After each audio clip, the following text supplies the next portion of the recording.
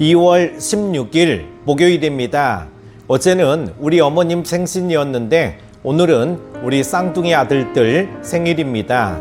챙겨야 할 것도 많고 해야 할 일도 참 많은데 이러한 분주함 가운데서도 항상 말씀 앞에 서는 것은 잊어버리면 안 됩니다. 가랑비에 옷이 젖듯이 날마다 말씀 앞에 서는 믿음의 습관이 중요합니다. 오늘 함께 묵상할 말씀은요, 사무엘상 14장 1절에서 23절입니다. 하루는 사울의 아들 요나단이 자기의 무기를 든 소년에게 이르되 우리가 건너편 블레셋 사람들의 부대로 건너가자 하고 그의 아버지에게는 아뢰지 아니하였더라. 사울이 기브와 변들이 미그론에 있는 석류나무 아래에 머물렀고 함께한 백성은 600명 가량이며 아이야는 에봇을 입고 거기 있었으니 그는 이가봇의 형제 아히두베의 아들이요 비느하스의 손자요 실로에서 여호와의 제사장이 되었던 엘리의 증손이었더라. 백성은 요나단이 간 줄을 알지 못하니라. 요나단이 블레셋 사람들에게로 건너가려 하는 어기 사이 이쪽에는 험한 바위가 있고 저쪽에도 험한 바위가 있는데 하나의 이름은 보세스요 하나의 이름은 세네라. 한 바위는 북쪽에서 믹마스 앞에 일어섰고 하나는 남쪽에서 게바 앞에 일어섰더라. 요나단이 자기의 무기를 든 소년에게 이르되 우리가 이 할례 받지 않는 자들에게로 건너가자. 여호와께서 우리를 위하여 일하실까 하노라. 여호와의 구원은 사람이 많고 적음에 달리지 아니하였느니라. 무기를 든 자가 그에게 이르되 당신의 마음에 있는 대로 다 행하여 앞서 가소서. 내가 당신과 마음을 같이 하여 따르리이다. 요나단이 이르되 보라, 우리가 그 사람들에게로 건너가서 그들에게 보이리니 그들이 만일 우리에게 이르기를 우리가 너희에게로 가기를 기다리라 하면 우리는 우리가 있는 곳에 가만히 서서 그들에게로 올라가지 말 것이요 그들이 만일 말하기를 우리에게로 올라오라 하면 우리가 올라갈 것은 여호와께서 그들을 우리 손에 넘기셨음이니 이것이 우리에게 표징이 되리라 하고 둘이 다 블레셋 사람들에게 보이매 블레셋 사람이 이르되 보라, 히브리 사람이 그들이 숨었던 구멍에서 나온다 하고 그 부대 사람들이 요나단과 그의 무기를 든 자에게 이르되 우리에게로 올라오라. 너희에게 보여줄 것이 있느니라 한지라. 요나단이 자기의 무기를 든 자에게 이르되 나를 따라 올라오라. 여호와께서 그들을 이스라엘의 손에 넘기셨느니라 하고 요나단이 손발로 기어 올라갔고 그 무기를 든 자도 따랐더라. 블레셋 사람들이 요나단 앞에서 엎드러짐에 무기를 든 자가 따라가며 죽였으니 요나단과 그 무기를 든 자가 반나절 가리 땅 안에서 처음으로 쳐 죽인 자가 20명 가량이라. 들에 있던 진영과 모든 백성들이 공포에 떨었고 부대와 노략군들도 떨었으며 땅도 진동하였으니 이는 큰 떨림이었더라. 베냐민 기브아에 있는 사울의 파수꾼이 바라본즉 허다한 블레셋 사람들이 무너져 이리저리 흩어지더라. 사울이 자기와 함께한 백성에게 이르되 우리에게서 누가 나갔는지 점호하여 보라 하여 점호한즉 요나단과 그의 무기를 든 자가 없어졌더라. 사울이 아히야에게 이르되 하나님의 궤를 이리로 가져오라 하니 그때에 하나님의 궤가 이스라엘 자손과 함께 있음이니라. 사울이 제사장에게 말할 때에 블레셋 사람들의 진영에 소동이 점점 더한지라.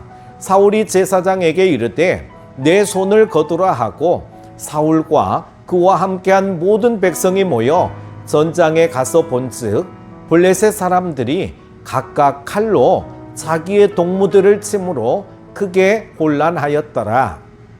전에 블레셋 사람들과 함께 하던 히브리 사람이 사방에서 블레셋 사람들과 함께 진영에 들어왔더니 그들이 돌이켜 사울과 요나단과 함께한 이스라엘 사람들과 합하였고 에브라임 산지에 숨었던 이스라엘 모든 사람도 블레셋 사람들이 도망함을 듣고 싸우러 나와서 그들을 추격하였더라. 여호와께서 그날에 이스라엘을 구원하심으로 전쟁이 벳아인을 지나니라. 아멘.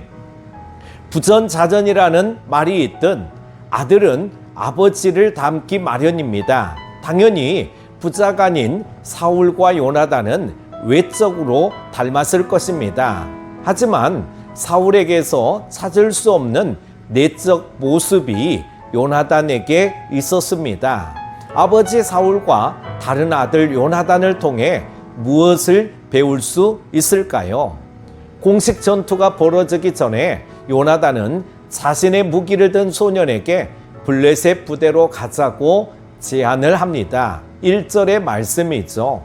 이에 대해 요나단은 아버지 사울에게 알리지 않았습니다. 가만히 석류나무 아래 머물러 있던 사울과는 다른 모습입니다. 요나단은 눈에 보이는 군사의 수나 싸우는 무기보다 나를 위해 일하시는 하나님을 중요시했다라고 6절에 말씀하고 있습니다. 우리들도 환경에 매몰되어 위축되지 말고 역사하시는 하나님을 바라보며 환경에 초월하는 믿음을 지녀야 할 줄로 믿습니다. 요나단은 자신의 확신을 따라 성급하게 결정하지 않고 하나님의 뜻을 알기 위해 표징을 구하고 있습니다. 곧 블레셋 부대 앞에 가서 자신을 보인 후 그들이 올라오라고 하면 하나님이 이들을 넘기신 것으로 알고 싸우겠다라고 말합니다. 이것은 자신을 적들에게 노출해야만 표징을 확인할 수 있는 위험한 행동이었지만 자신의 목숨을 온전히 하나님께 맡긴 신뢰의 태도이기도 하는 것입니다.